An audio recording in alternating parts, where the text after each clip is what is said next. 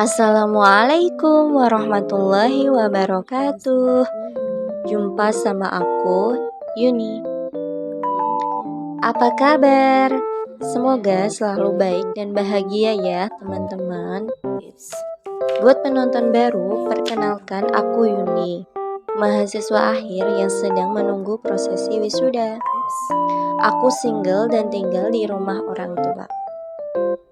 Terima kasih telah support aku dengan klik dan menonton video ini sampai habis. Jika teman-teman suka dengan videoku, klik like dan dukung aku terus dengan subscribe ya. Terima kasih. Video kali ini aku akan sharing tentang pengalaman aku agar terhindar dari hal-hal yang membuat boros. 5 tips ini biasa aku terapkan dan alhamdulillah berhasil. Semoga teman-teman yang menyimak video ini bisa dapat manfaat dari apa yang aku bagikan. Oke, tips yang pertama agar terhindar dari boros yaitu membuat budgeting. Budgeting atau membuat anggaran keuangan bisa kamu lakukan dalam waktu 1 bulan setiap kamu akan menerima gaji. Buatlah terlebih dahulu rencana keuangan yang kira-kira dalam waktu 1 bulan itu kebutuhan hidup kamu apa saja. Untuk budgeting yang biasa aku buat, biasanya aku bagi dalam 3 variabel. Variabel yang pertama yaitu untuk kebutuhan atau living cost. Variabel yang kedua ada savings. Ini di dalamnya bisa kamu jadikan sebagai tabungan masa depan atau sebagiannya bisa kamu jadikan dana darurat. Dengan satu catatan bahwa dana darurat itu boleh diambil ketika memang ada kebutuhan yang tidak terduga. Variabel terakhir yaitu sinking funds atau keinginan. Ini adalah keinginan kalian yang bisa kalian wujudkan, namun dengan cara menabung. Menabung ini ada targetnya dan target itu baik target waktu maupun target nominal.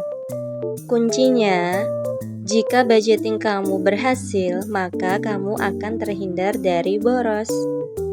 Masuk ke tips yang kedua yaitu cut loss. Meminimalisir penggunaan kartu ATM. Ini termasuk juga m-banking ya teman-teman. Teman-teman boleh kok menggunakan ATM atau m-banking kalian, namun dengan catatan transaksi yang kalian lakukan memang untuk kebutuhan, bukan suatu keinginan yang tiba-tiba terjadi. Misalnya saat kalian ada di mall melihat barang-barang yang lucu, lalu kalian membelinya. Jika kalian ada sinking funds yang memang sudah kalian targetkan untuk membeli, kalian boleh saja membeli. Namun, jika keinginan itu terjadi secara tiba-tiba konstan pada waktu itu, maka itu sudah termasuk di luar anggaran yang kalian buat ya. Jadi ini sudah termasuk hal-hal yang bisa membuat boros. Menurut aku, seberapapun uang yang kalian simpan di kartu ATM atau m-banking, itu nominalnya akan terasa sedikit. Kalian akan dengan mudah untuk membelanjakan dengan pikiran, nanti juga dapat transferan lagi di bulan berikutnya saat tanggal gajian. Daripada kartu ATM atau m-banking, aku biasa lebih menghargai uang cash yang aku pegang karena dengan memegang uang itu secara fisik, aku bisa mengingat seberapa jerih payah aku untuk mendapatkan per lembar uang itu. Jadi aku akan membelanjakannya dengan hati-hati dan sesuai dengan kebutuhan. Jadi seperti itu ya teman-teman untuk penjelasan dari cardless di sini yang aku maksudkan. Tips yang ketiga yaitu makan yang ada di rumah. Maksudnya di sini apabila kalian tinggal satu rumah dengan orang tua, terkhusus yang masih single ya, kalian bisa makan masakan yang sudah dibuat oleh orang tua kalian atau ibu kalian. Selain karena menghargai usaha yang sudah dilakukan ibu untuk memasak, ini bisa menghindari kalian untuk sering jajan di luar. Kalian boleh jajan di luar, semisal memang ada anggaran atau dari uang saku yang kalian punya. Semisal kalian ingin makan sesuatu, aku lebih menyarankan kalian untuk memasaknya sendiri dengan bahan yang ada di rumah. Ini tentu jauh lebih hemat dan juga sehat ya teman-teman. Oke, lanjut. Tips keempat agar terhindar dari boros yaitu meminimalisir hangout. Dengan catatan hangout ini yang tidak berfaedah ya teman-teman, seperti nongkrong setiap akhir pekan yang lebih sering digunakan untuk ngobrol ngalor ngidul tanpa tujuan yang jelas. Kecuali jika hangout itu dilakukan untuk mengerjakan tugas atau misal untuk pertemuan penting seperti seminar, lokakarya, pelatihan, dan sebagainya. Aku sarankan ketika kalian membuat budgeting, kalian membuat kategori eating out agar uang itu bisa kalian pakai jika ada hangout atau pertemuan seperti itu tadi yang aku sebutkan ya teman-teman. Di tips kelima atau yang terakhir yaitu menahan dari yang sedang viral. Apa itu ya teman-teman maksudnya? Jadi aku ibaratkan seperti ini ya teman-teman.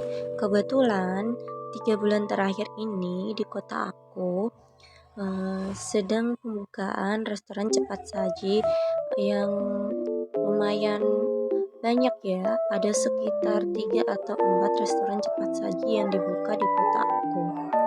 Maksud dari menahan yang sedang viral di sini adalah tidak cepat berkunjung saat ada grand opening itu. Karena aku tipe orang yang tidak begitu suka dengan keramaian, maka dengan adanya grand opening itu tidak serta-merta menarik minat aku untuk datang di hari pembukaan pertama itu ya teman-teman. Meskipun aku tidak menampik bahwa di hari grand opening itu biasanya banyak promo yang ditawarkan. Biasanya aku menunggu selang 1 atau 2 bulan baru aku akan datang ke restoran cepat saji itu. Untuk sebelumnya aku melihat atau belajar dari review orang lain yang sudah datang ke tempat itu terlebih dahulu ya, tentang produknya, tentang pelayanannya, tempatnya nyaman atau enggak gitu ya teman-teman. Aku melakukan riset kecil-kecilan dulu, baru aku akan ke sana sendiri untuk mendapatkan pengalaman yang nyata. Biasanya juga aku membeli dengan jangka waktu. Maksudnya begini, jika di bulan pertama aku sudah pergi ke restoran cepat saji A, maka di bulan kedua atau bulan ketiga aku beralih ke restoran cepat saji B, C, dan begitu seterusnya ya teman-teman. Membeli dengan jangka waktu dan juga substitusi dari restoran cepat saji A ke B ke C seperti ini, aku juga bisa mereview satu persatu, terutama produk yang ditawarkan ya. Jadi aku nanti bisa membuat penilaian kira-kira mana restoran cepat saji yang cocok dengan lidah aku juga kantong aku ya teman-teman. Karena secara ilustrasi aku gambarkan pada pembukaan restoran cepat saji, tapi ini berlaku juga untuk secara keseluruhan baik itu pembukaan klinik kecantikan, pembukaan butik atau toko baju, seperti itu ya teman-teman. Nah, itu dia ya teman-teman 5 tips agar terhindar dari boros dari aku yang biasa aku terapkan. Nah, menurut teman-teman, kalian punya tips seperti apa agar terhindar dari boros? Kalian bisa sharing ke aku di kolom komentar ya. Siapa tahu dari pengalaman yang kalian share ke aku nanti aku bisa mengambil pelajaran juga ya. Karena menurut aku belajar tidak terbatas pada siapa dan bisa dari mana saja. Teman-teman, sekian tips agar terhindar dari boros yang dapat aku bagikan. Semoga dapat kalian terima dengan baik ya. Terima kasih telah menonton video aku dari awal hingga akhir. Jangan lupa untuk like, komen, dan subscribe channel aku supaya bisa berkembang. Cekap semanten atur kula nyuwun agunging pangaksami.